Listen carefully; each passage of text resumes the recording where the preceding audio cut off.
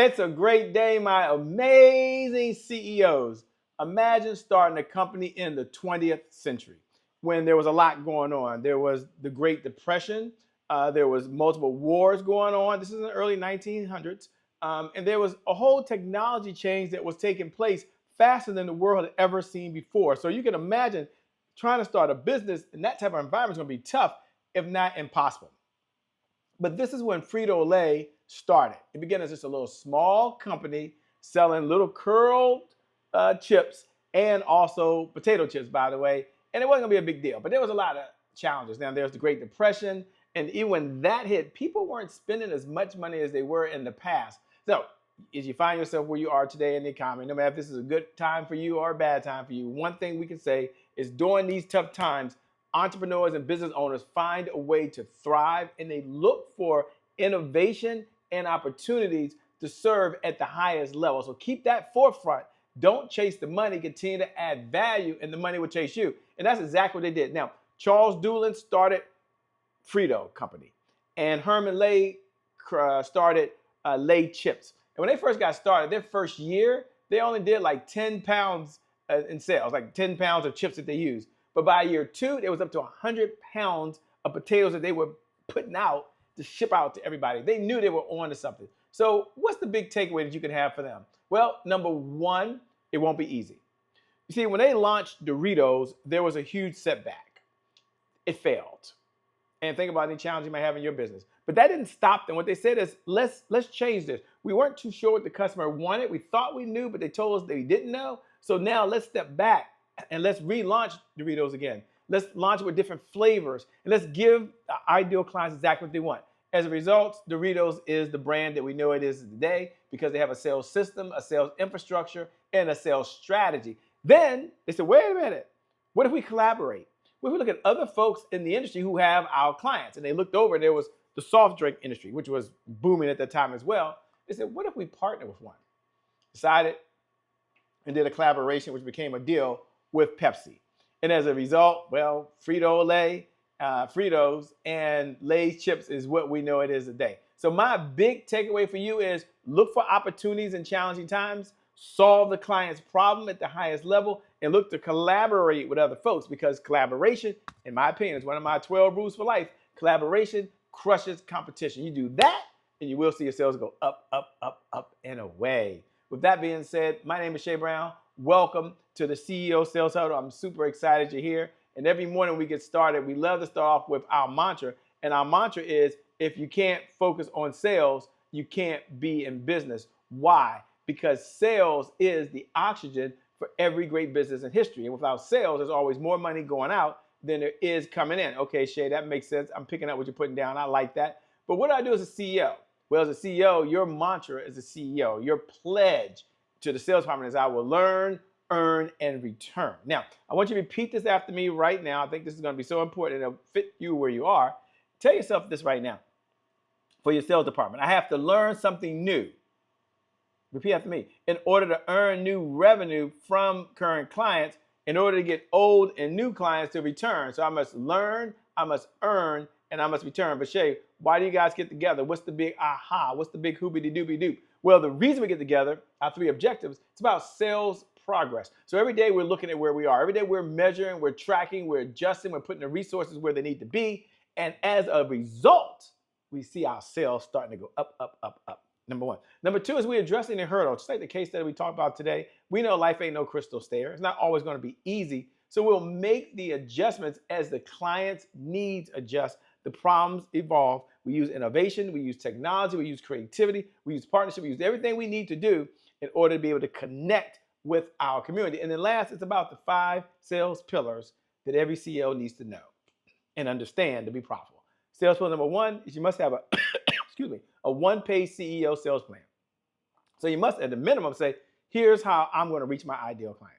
Number 2, you must understand your sales message. That's pillar number 2. I'm sorry, your sales cycle. What's the cycle they're going through? Number 3 is always about understanding the sales message. And number 4 is about having a sales dashboard so you can track and you can measure. And sales pillar number 5 is you have to have a sales team, or otherwise you're not going to make any sales, okay? I guess you can make all the sales you want if that's what you want to do, but some folks are not trying to make all the sales themselves. So why do we get together? What is our number one outcome? First, before we do that, I want to welcome everybody who's tuning in and watching. Whether you're watching live right now, and we always appreciate it, look right below the video, and put these words, hashtag I'm here. That's a bat signal to me that you're here, you're in the building. To all the other CEOs who are watching right now as well. And then look right below the video. If you're watching the replay, go ahead and put hashtag replay, hashtag replay. We appreciate you. And then for all the folks who are on the on-demand streaming platforms, you can look right below the video, right there where it says I am Che Brown. I respond to every comment. I appreciate it. I appreciate the feedback. God bless all of you who give us this precious time. We appreciate you.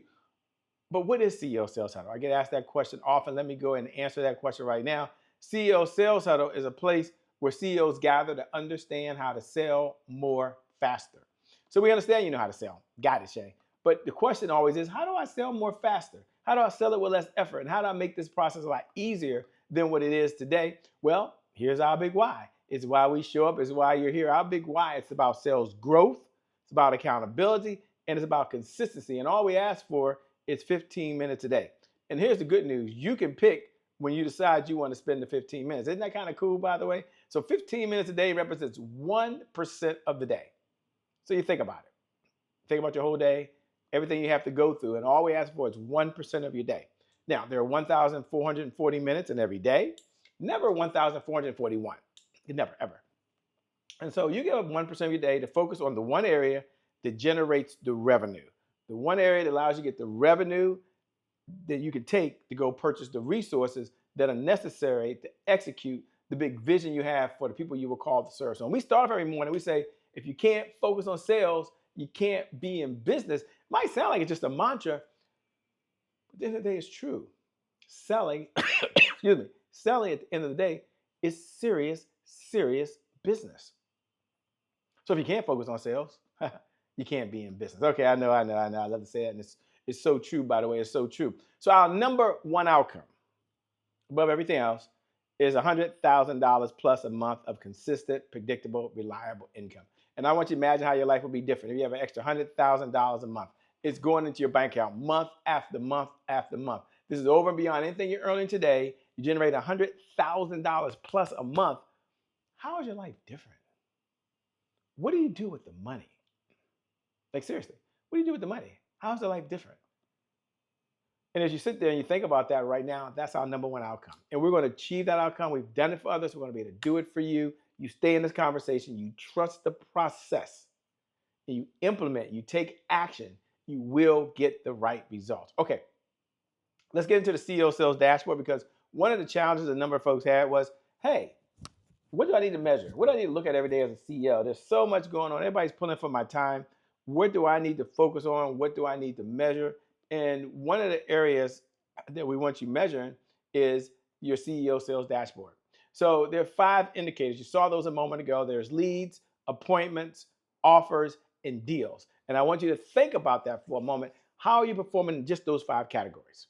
First, buy into this philosophy. Listen. What gets measured gets managed. What gets managed gets better. So be honest with yourself. Are you measuring and managing? So for those folks that have the CEO Sales Dashboard, do me a favor. Go and open it up right now. Like, I'm going to go open mine up right now. You open yours up right now. Let me see here. We're going to show it to you in a second. There we go. And there's the CEO Sales Dashboard. Well, it's not the dashboard there. Let me see here. Thought that was the dashboard. That's not the dashboard. This must be the dashboard. Okay, here we go.